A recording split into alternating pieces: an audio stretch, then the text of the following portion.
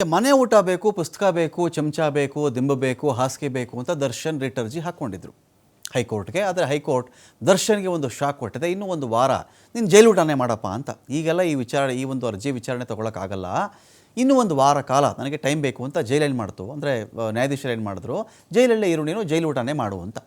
So ಹಾಗಾಗಿ writ ಅರ್ಜಿಯ ವಿಚಾರಣೆ ಜುಲೈ 18ಕ್ಕೆ ಮುಂದೂಡಿಕೆ ಆಯಿತು. ಇನ್ನು 8 ದಿನಗಳ ಕಾಲ ದರ್ಶನ್ಗೆ ಜೈಲೂಟ ತಿನ್ನೋದು ಬಿಟ್ಟು ಬೇರೆ ದಾರಿ ಇಲ್ಲ.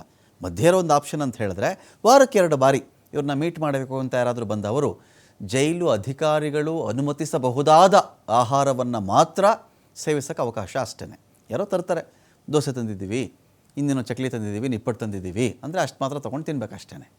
ಅದು ಬಿಟ್ಬಿಟ್ಟು ನಾನು ಸ್ವೀಟ್ ತರ್ತೀನಿ ಅಂತ ನಾನು ಪರ್ಮಿಷನ್ ಕೊಡಲ್ಲಪ್ಪ ಅಂದರೆ ಕೊಡಲ್ಲ. ಅದು ಜೈಲಿಂದ ಆಚೆ ಇರುತ್ತೆ. ಜೈಲು ಒಳಗಡೆ ದರ್ಶನ್ವರೆಗೂ ಹೋಗಲ್ಲ. ನಿನ್ನೆ ಹೈಕೋರ್ಟ್ನಲ್ಲಿ ರಿಟನ್ನು ಸಲ್ಲಿಸಿದ್ದು ದರ್ಶನ್ ಕಡೆಯ ವಕೀಲರು ಆಕ್ಷೇಪಣೆ ಸಲ್ಲಿಸೋದಕ್ಕೆ. ನೋಡಿ, ಹೈಕೋರ್ಟಲ್ಲಿ ಆಕ್ಷೇಪಣೆ ಸಲ್ಲಿಸೋಕ್ಕೂ SPPಗೆ ಸೂಚನೆ ಕೊಟ್ಟಿದೆ. ಅಂದರೆ ಏನಂತ ಹೇಳಿದ್ರೆ, ಈಗ ರೇಣುಕಾಸ್ವಾಮಿ ಸತ್ತೋಗಿರೋ ವ್ಯಕ್ತಿ ಅವ್ರ ಪರವಾಗಿ ವಾದ ಮಾಡ್ತಿರೋದು ಯಾರು? SPP, special public prosecutor.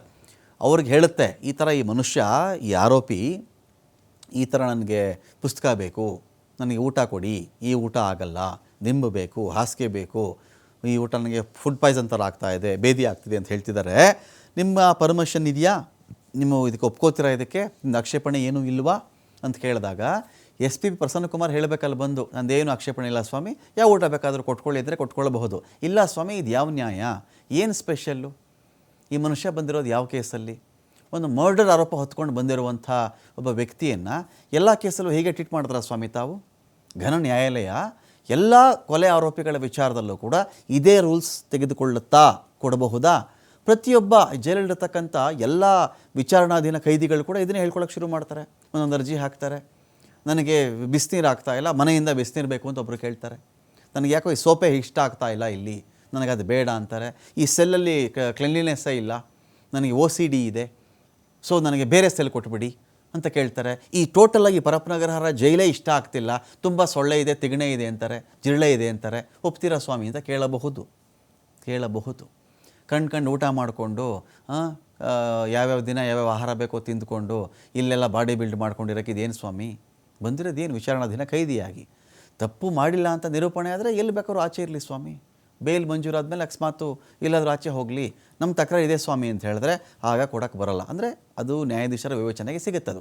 ತನಿಖಾಧಿಕಾರಿ ಜೈಲು ಅಧಿಕಾರಿಗೂ ಕೂಡ ಹೈಕೋರ್ಟ್ ಒಂದು ಕಡೆ ನೋಟಿಸನ್ನು ಕೊಟ್ಟಿದೆ. ದರ್ಶನ್ ಕೇಳ್ಕೊಂಡಿದ್ದು ಇಷ್ಟೇ ರಿಟ್ ಅರ್ಜಿಯಲ್ಲಿ, ನನಗೆ ಬಟ್ಟೆ ಕೊಡಿ, ಚಮಚ ಕೊಡಿ, ಖಾಸಗಿಯಾಗಿ ಪಡೆಯುವಂಥ ಆಹಾರ ನನಗೆ ಬೇಕು, ಈ ಊಟ ನಂಗೆ ಸೆಟ್ ಆಗಿಲ್ಲ, ಹಾಸಿಗೆ, ಪುಸ್ತಕ, ದಿಂಬು ಎಲ್ಲ ಕೇಳ್ಕೊಂಡಿದ್ದು ನಿಜ. ಆದರೆ ಈ ಅರ್ಜಿಯ ವಿಚಾರಣೆನೇ 18ನೇ ತಾರೀಕುವರೆಗೂ ಹೋಗಿದೆ. ಹಾಗಾಗಿ ಸುಮಾರು 8 ದಿನಗಳ ಕಾಲ ದರ್ಶನ್ ಜೈಲಲ್ಲಿ ಏನು ಸಿಗುತ್ತೋ ಅದನ್ನು ಮಾತ್ರ ತಿನ್ನಬೇಕು.